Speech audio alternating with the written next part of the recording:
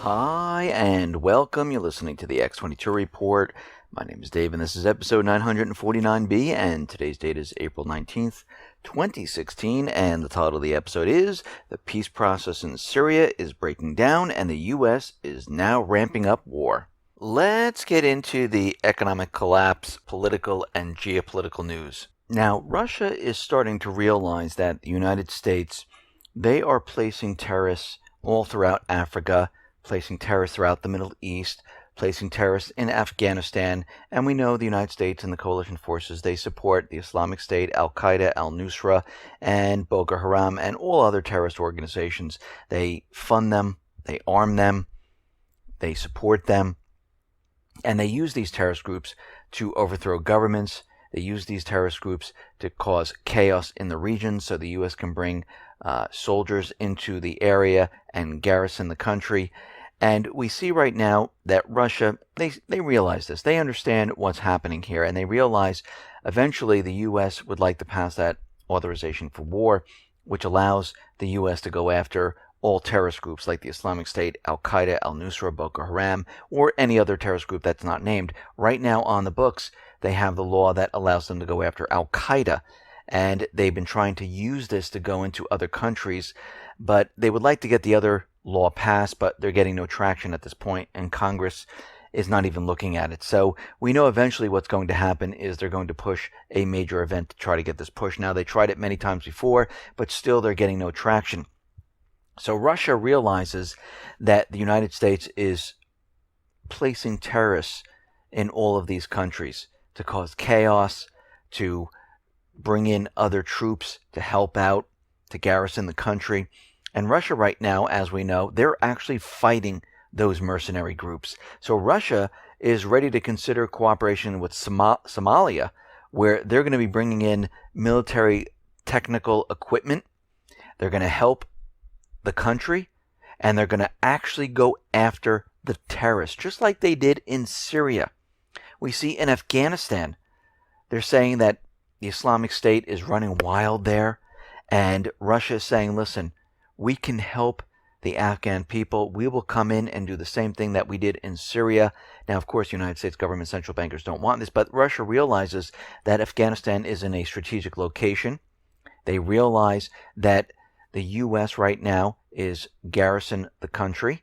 They realize at this point that the U.S. is pushing for war. So we see what Russia is doing at this point. They're countering the United States in every aspect right now, saying, listen, we will get rid of the terrorists. You will not need the U.S. here anymore, just like in Syria. So we're going to have to watch all of these different areas very, very closely to see what transpires. Now, we see that NATO and several countries, such as Finland, Sweden, they are sending planes to Estonia for the first massive Air Force exercise, which will feature civilian airports aimed at training for interception of aircraft losing contact inside Finnish space. This is a 2-day exercise called Ramstein Alloy 1. It will kick off next Thursday. And of course, this is all about Russian aggression. Now, this is going to include air crews from Belgium, Spain, and Poland, as well as the non-NATO members of Finland and Sweden. And we see right now that all of these drills that they're continually doing is practicing for war. I mean, they're coming up with the war plans. They're moving military assets into all the different locations. They're moving troops into the area, and they're using propaganda to convince us that we'll be going to war with Russia. This is why they're continually using Russian aggression. This is why they use the propaganda of the Russian jet flying very, very close to the U.S. Donald Cook. The Russian jet flying very, very close to the spy plane they were using. All of this is being used as bullies use it. Poke, poke, poke, waiting for the other country to lash out. But we see Putin, he's very calm. He doesn't work that way. And if Russia doesn't lash out, the U.S. will try China. They will then switch to North Korea. They don't care as long as they can get some type of an event started. This is what they're working for. Now we see out in England, they're saying that the Islamic State is a direct threat to Britain.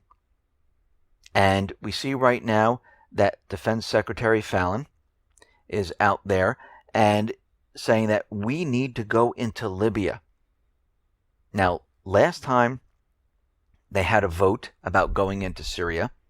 This time it looks like British Foreign Secretary Philip Hammond confirmed that the British government is going to send troops down into Libya, and they have no intention of asking the Parliament to vote on the matter.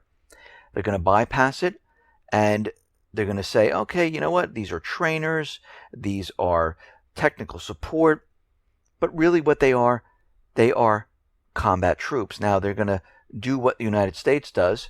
They're going to use the mission creep to send a few at a time, tell everyone it's advisors. We saw this happen in Vietnam.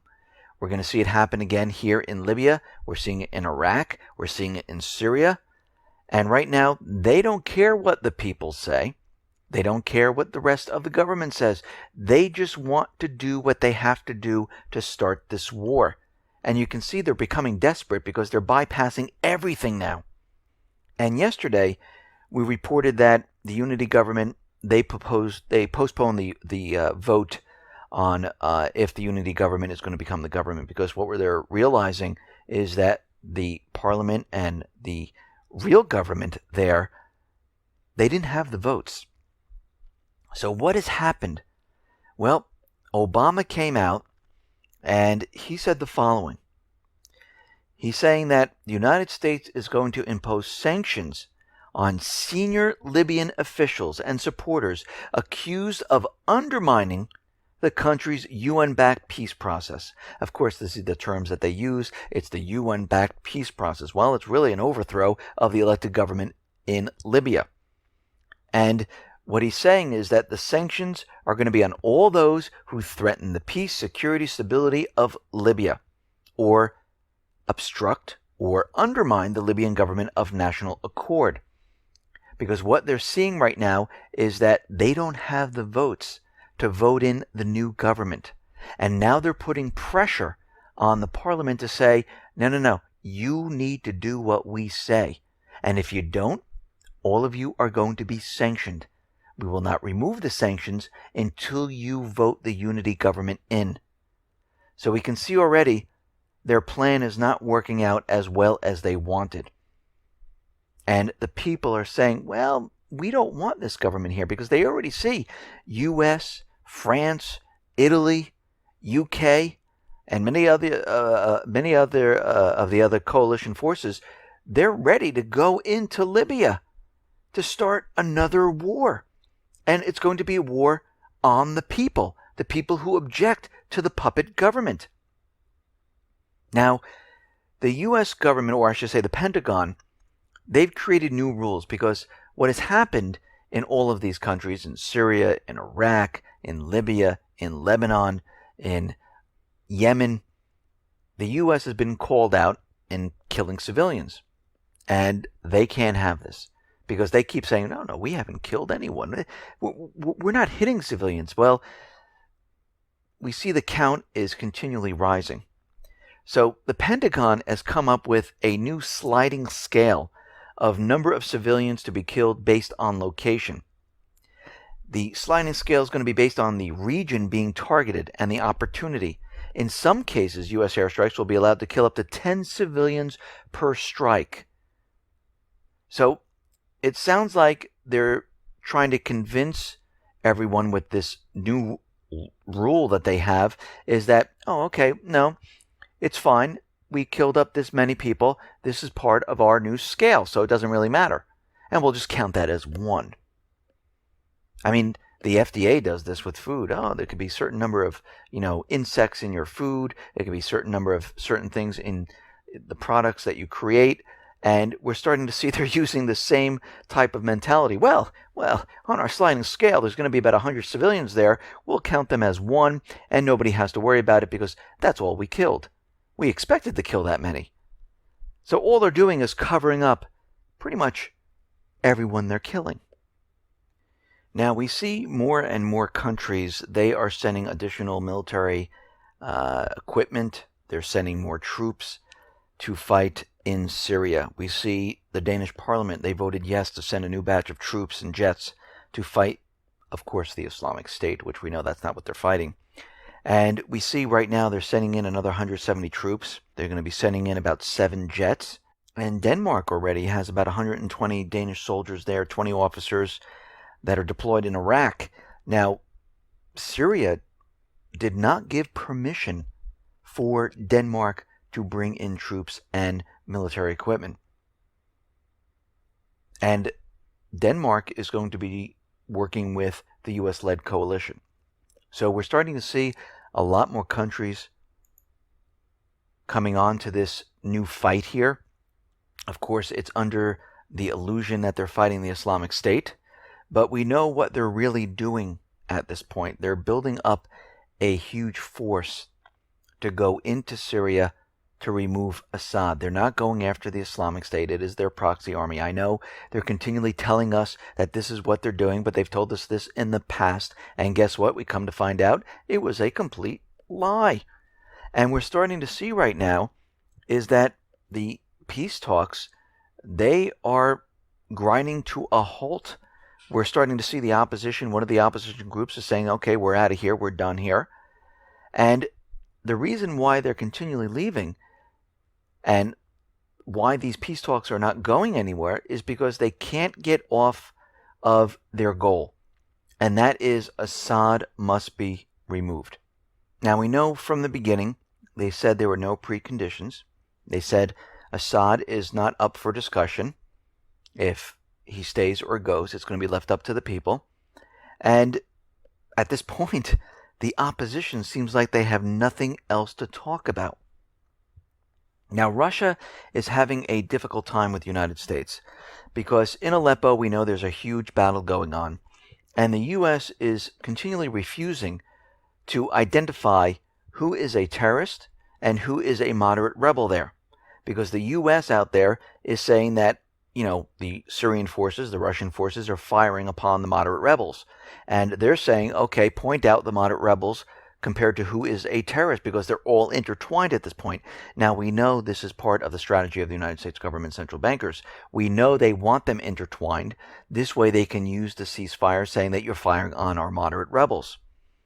And right now, Lavrov is out there saying that the Syrian moderate opposition, they have failed to withdraw from areas controlled by al-Nusra, by the Islamic State area, and the U.S. right now is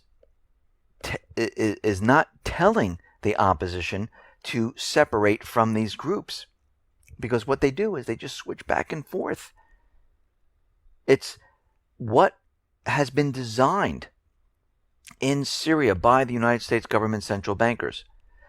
It is created in this way that one minute you have terrorist groups, the next minute you have the moderate rebels. This way, it creates confusion. And it shows everyone that, no, look, hey, they're firing on the moderate rebels. Now they turn back into the terrorist groups. And they're just going back and forth with this because really, they're all one in the same. Now, it looks like the Saudi prince has arrived in Geneva for the peace talks. And we're going to have to see what occurs in that area. And we see right now that the chief negotiator in Syria at the Geneva peace talks, Bashar Jafari, he is accusing Israel of cooperating with the Islamic State, al-Nusra, al-Qaeda in the Golan Heights. Now, of course they are, because we've had reports in the past where Israel has taken these people and put them up in hospitals, repaired them, and brought them back into the Golan Heights and had them go up into Syria. We also know they've been supplying them with military equipment, and we know that this is a passageway in the southern section of Syria, just like Turkey is the passageway in the northern section of Syria. And we can see right now that Israel has taken over land that is inside of Syria, which is the Golan Heights, and Netanyahu is claiming that this belongs to Israel. Well, no, it doesn't. This belongs to Syria. Now, the question is, why do they want this area? Well, first of all, it allows them to maneuver in and out of Syria very easily. Secondly, there's a huge oil deposit that is right in the Golan Heights, and Israel wants it. And under the UN Charter, it states that no state can claim the right to annex another state's territory just like that. Actually, in 1981, the UN unanimously adopted Resolution 497, which called on Israel to withdraw from the Golan Heights. And of course, Israel said, no, we refuse to withdraw from there, and we're not going to do it.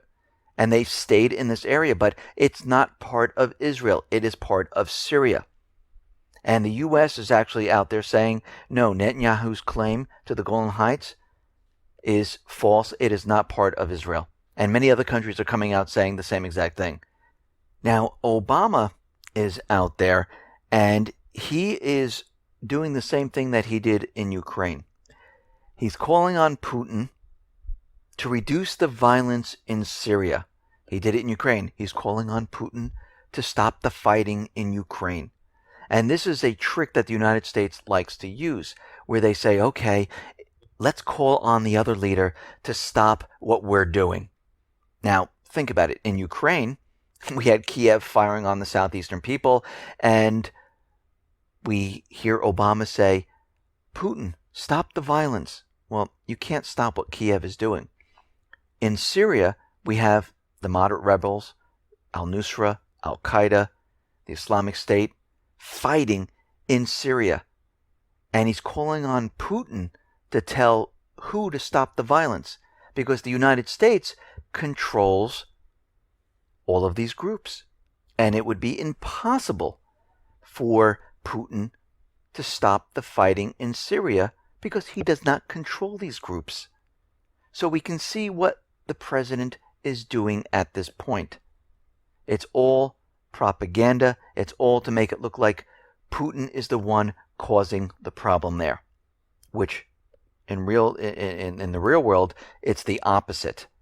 And the U.S. likes to use this trick quite a bit all around in different countries, and they call on the other leaders to stop the aggression, when really it's the United States that's causing the aggression.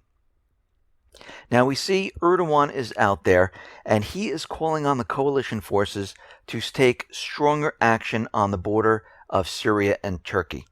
They're saying it's very difficult to hit moving targets on the border with the weapons that they have. So they want the U.S.-led coalition to come in and bring in more advanced weapons. They want assistance on the border.